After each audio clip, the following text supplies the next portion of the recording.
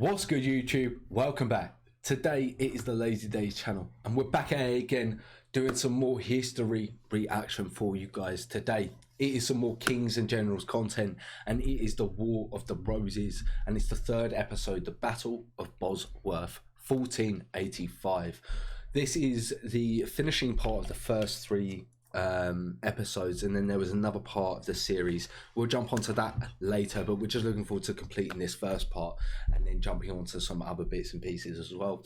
It's been a minute since we've done it, so we're just looking forward to finishing it off. If you haven't already, head over to Kings and Generals page. They make amazing content, links in the description box down below. If you're enjoying our reactions, looking forward to future reactions, you know what you need to do. You need to like, comment, subscribe, hit that notification bell, but we're going to jump straight into this one. Let's do it.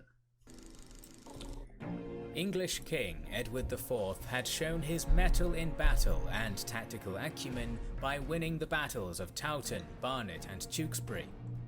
Still, his House of York was facing many adversaries, both domestic and foreign. Edward and his successors had to continue fighting to keep the throne, as the Wars of the Roses were far from over.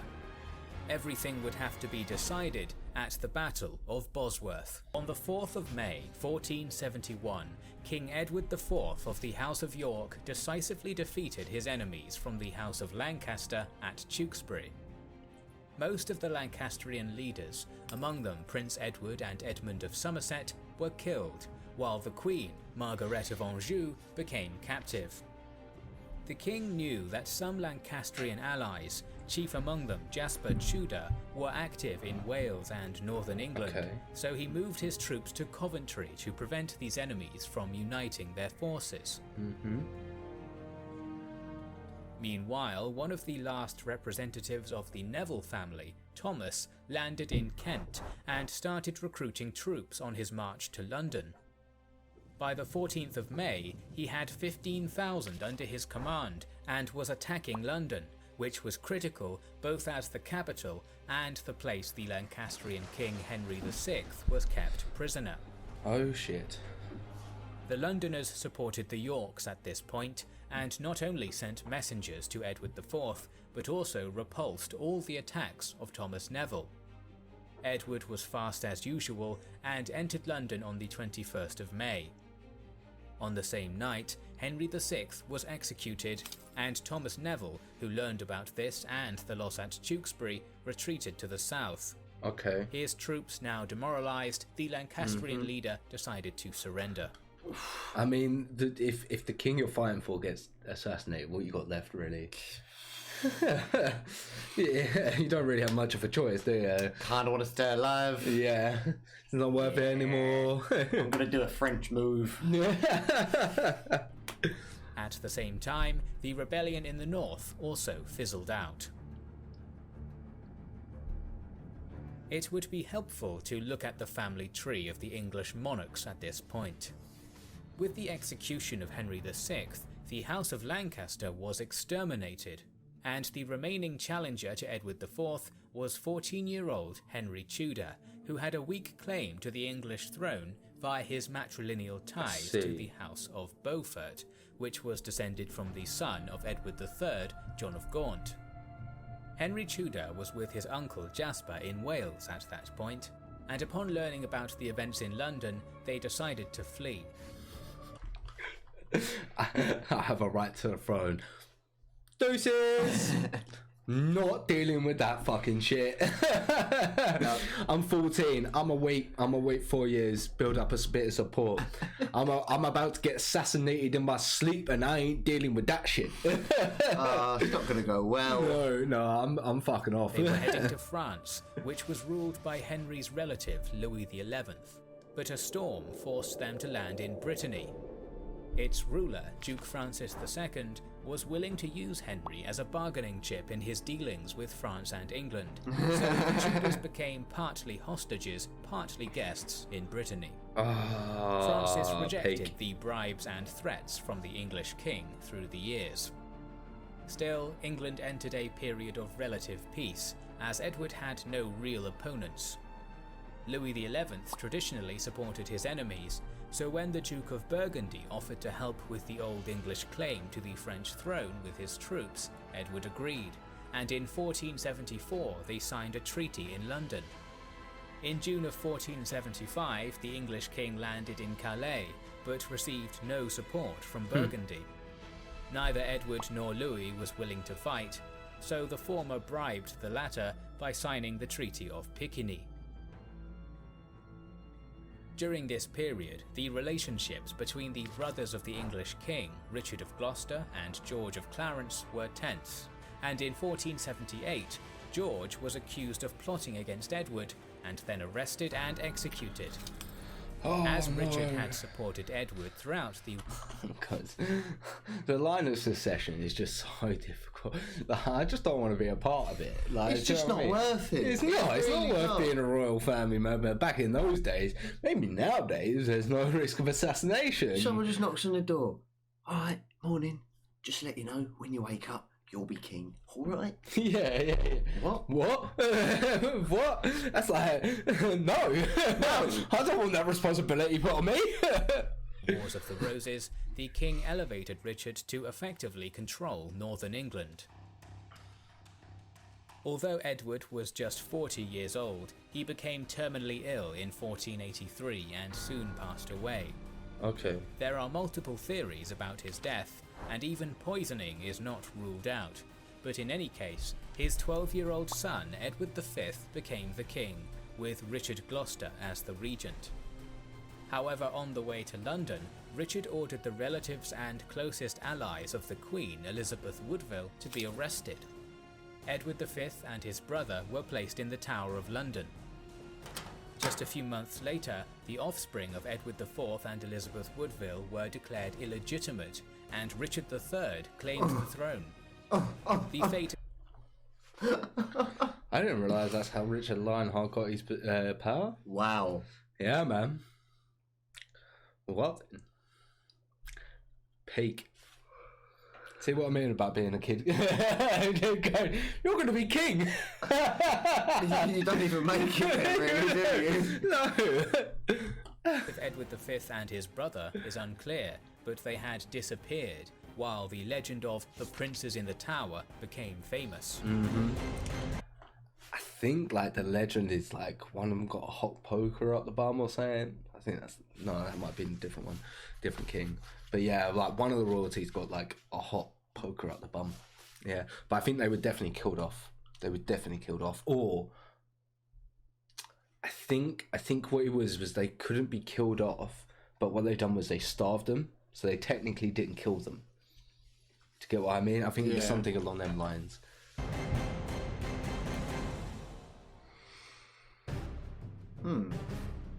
This We'll have to learn more naked about that. power grab would stir We'll the have a look into political it. situation in England once again. Queen Elizabeth started plotting with the mother of Henry Tudor, Margaret Beaufort. Margaret's new husband, the Earl of Derby, Thomas Stanley, and the Duke of Buckingham, Henry Stafford, also became part of this plot. In the fall of 1483, Henry Tudor sailed from Brittany, while Buckingham started a rebellion in the west and south of England. However, severe storms prevented Henry from landing in England, while Buckingham was slowed down and not able to unite his forces with other rebels. Soon the rebels were defeated by Richard, Buckingham was executed, and Henry had to return to Brittany. The English king demanded that Francis of Brittany extradite Henry, but his demands were rebuked, so Richard sent his navy to blockade Brittany. At this point, Duke Francis fell ill, and as his ministers were willing to surrender the fugitive for a bribe, Henry escaped to France. Oh yeah, you. This is the only smart fucking kid who has a claim to the fucking throne. Once again, he's like, "Oh, my protector just died. Deuces." Gone. Literally, France. Yeah, that sounds like a good idea. Maybe Spain next. Better climb it. At the end of 1484, Henry publicly promised to marry the daughter of Edward IV, Elizabeth, to unite the dynasties, which strengthened his position in England. Henry received support from the new French king, Charles VIII, and recruited mercenaries. Okay. Back in England, Richard's wife passed away, and the rumours claimed that he wanted to marry his niece, Elizabeth. This spurred Henry to action, and on royal family incest is fine. It happened all the time. Happened all the time. Royal families get away with way too Have you much. not seen how Richard III looks?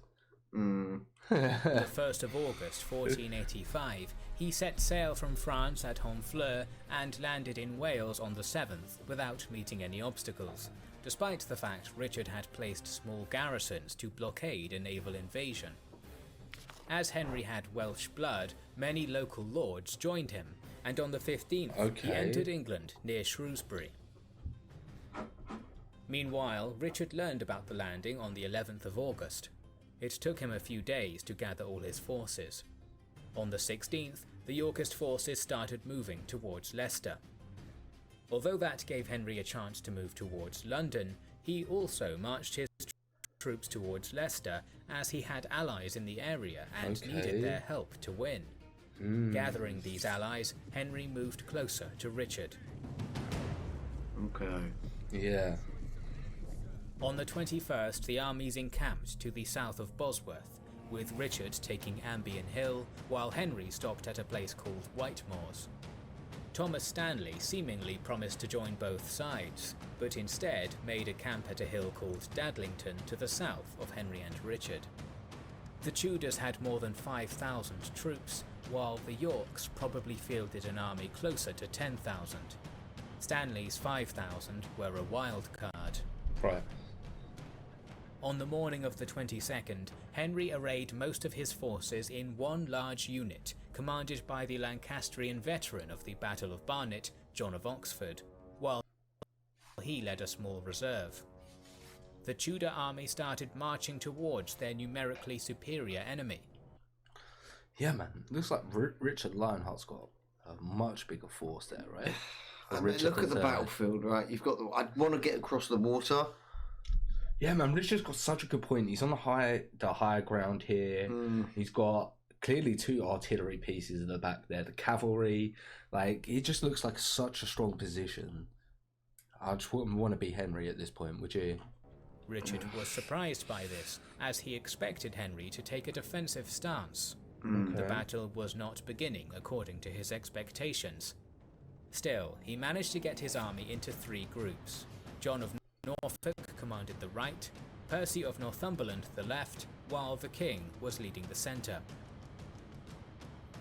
While the Tudors were getting closer, the Yorkist artillery opened fire upon them. Oxford was prepared for that, and his troops started shifting to attack the left flank of the Yorkist army. This put his main division directly against Norfolk, and the artillery barrage stopped to prevent friendly fire. Smart. Although the Yorkists had numbers on their side, Oxford widened his line on the march before the 2 groups finally clashed. The Tudor forces started to push back their counterparts. Right.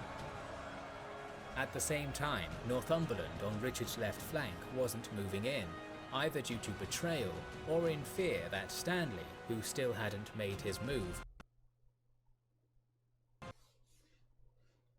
might attack him from the rear. Richard needed to turn his centre to descend from the hill, but it was moving too slow. Richard needed to turn his centre to descend from the hill, but it was moving too slow, and that allowed the Tudor rearguard to move in and attack Norfolk from the right. Seeing Henry's dragon banner, Richard decided to charge against him with 1,000 horsemen. His forces back, and the unit was close to panic. However, the challenger to the throne stood firm, and his bodyguards managed to stem the tide. Oxford also supported his liege, sending a group of pikemen to attack Richard from the left. Right. This attack started pushing the English king towards the marshes in the southeast. Simultaneously, Stanley sent his younger brother William to join the battle, and he attacked Richard's group from the right. Right, Stanley's finally getting involved. The knights around Richard started dying, and soon he was killed with a blow to his head. Oh. The news of his death ended the battle. Yeah. Oh dear. Oh dear. We have conflicting information on the casualties, but Holy it seems shit. that they were relatively low. as the fight took less than 2 hours and was decided in the engagement of 2 groups of knights. Less in 2 hours. In 2 hours, and was and decided. was only by the fucking knights. Holy fucking shit. I mean, that's one way to end a battle. That is one way to end a fucking battle. Jesus. A few months later, the victor assumed the throne as Henry VII, establishing the House of Tudor.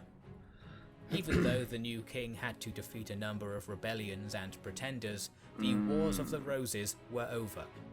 The House of Tudor would play a critical role in English history, but that is a tale for another documentary. Thank you for watching our series on the Wars of the Roses. I really enjoyed that. We definitely know a fair bit about the Tudor history. The English education system, we know a lot about. We fucking love the Tudor fucking era. But I enjoy finding out what happened before, and I definitely enjoy finding out a bit more about English history. If you guys have any suggestions, let us know in the comments box down below. We will jump on to the rest of the actual battles of this series, but it won't be until probably at the end of the year. We got a couple of other things to get caught up on. If you guys are looking forward to our future reactions though, you know what you need to do. You need to like, comment, subscribe, hit that notification bell, but we're going to see you in the next video. See you in the next one.